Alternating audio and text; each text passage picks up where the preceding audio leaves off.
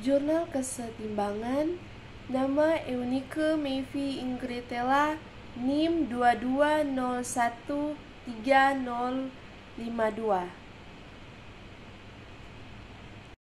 Bab 1. Pembahasan.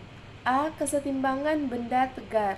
Konsep kesetimbangan benda tegar merupakan pengetahuan dasar yang sangat penting dan mempunyai banyak penerapan dalam kehidupan sehari-hari, khususnya pada bidang teknik pemahaman dan perhitungan mengenai gaya-gaya yang bekerja pada benda yang berada dalam keadaan setimbang statis, sangat penting, khususnya bagi para ahli teknik, arsitektur, atau insinyur dalam merancang suatu baik gedung, jembatan, kendaraan, dan lain-lain.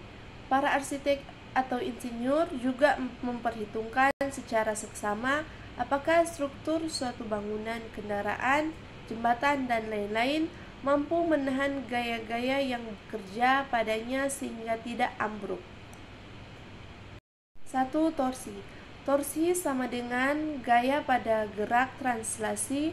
Torsi menunjukkan kemampuan sebuah gaya untuk membuat benda melakukan gerak rotasi. Sebuah benda akan berotasi bila dikenai torsi. Perhatikan pada suatu pintu.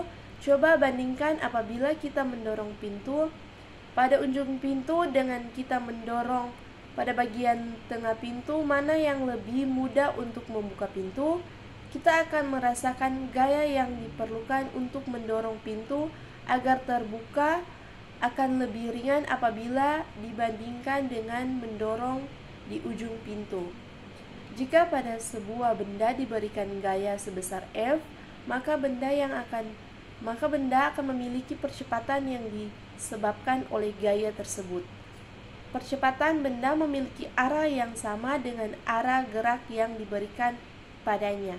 Bagaimana dengan benda yang berotasi? Bagaimana gayanya? A. Sebuah balok diberi gaya F, benda akan bertranslasi jika balok di bagian tengah dipaku sehingga balok tidak dapat bertranslasi tapi dapat berotasi. B. Bila gaya diberikan pada sudut B, benda akan berotasi dengan arah berbeda dengan B. Begitu juga bila diberikan pada sudut C.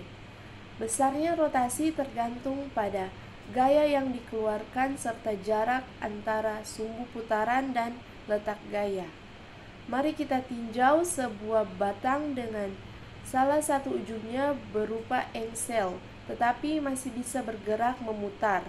Misalnya, ujung yang dipatri adalah ujung yang kita letak di titik 0,0,0 dan ujung satunya merupakan ujung yang bebas adalah ujung satunya batang kita letakkan pada sumbu X.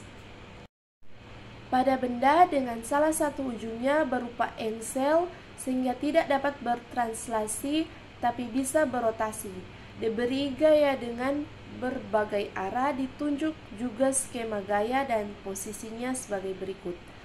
A. Arah R sejajar dengan arah F. B. Arah R tegak lurus dengan arah F. C.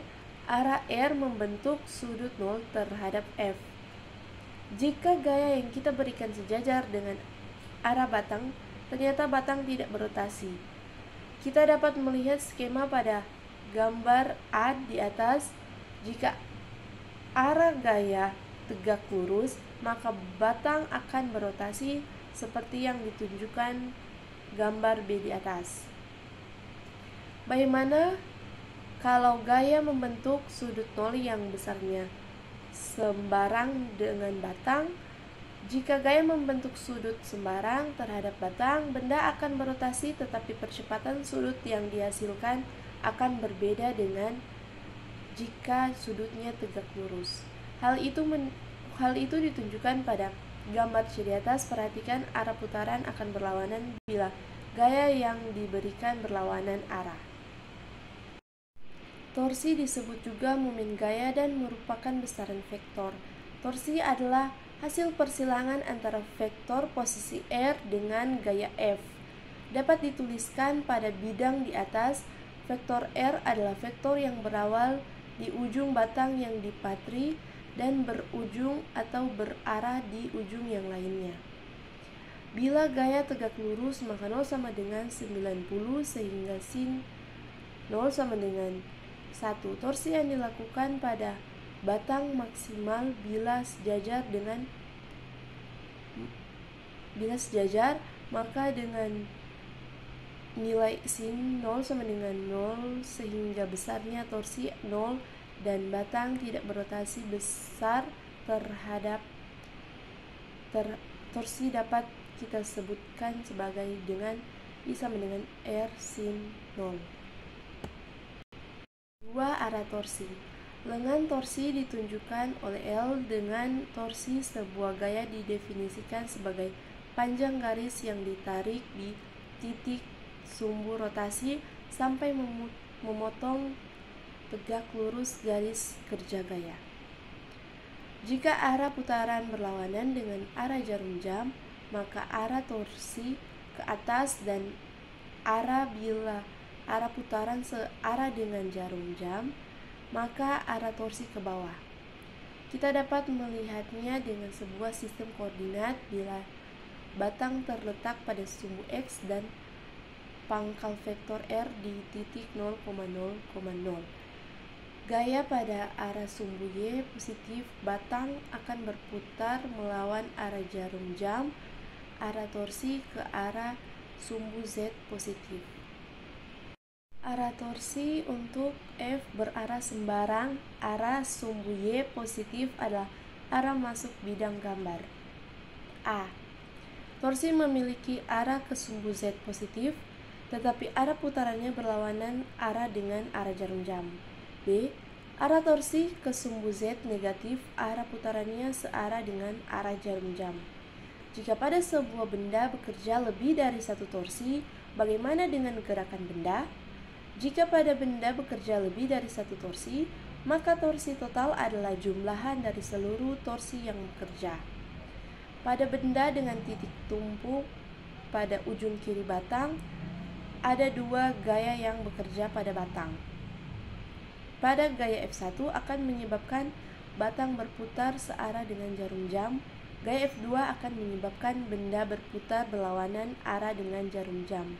Torsi total adalah jumlah kedua torsi tersebut. Bab 2. Penutup. Kesimpulan. Torsi sama dengan gaya pada benda translasi. Torsi menunjukkan kemampuan sebuah gaya untuk membuat benda melakukan gerak rotasi. Sebuah benda akan berotasi bila dikenai torsi. Bagaimana dengan benda yang berotasi? Bagaimana gayanya? A. Sebuah balok diberi gaya F.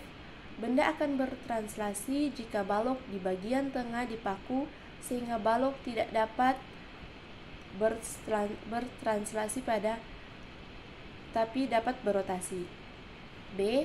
Jika gaya diberikan pada sudut B dengan benda akan berotasi dengan arah berbeda dengan B.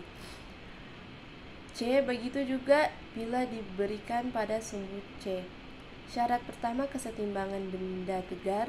Hukum 2 Newton menyatakan bahwa jika resultan gaya yang bekerja pada sebuah benda dianggap sebagai partikel tidak sama dengan 0, maka benda akan bergerak dengan percepatan konstan di mana arah gerakan benda sama dengan arah resultan gaya.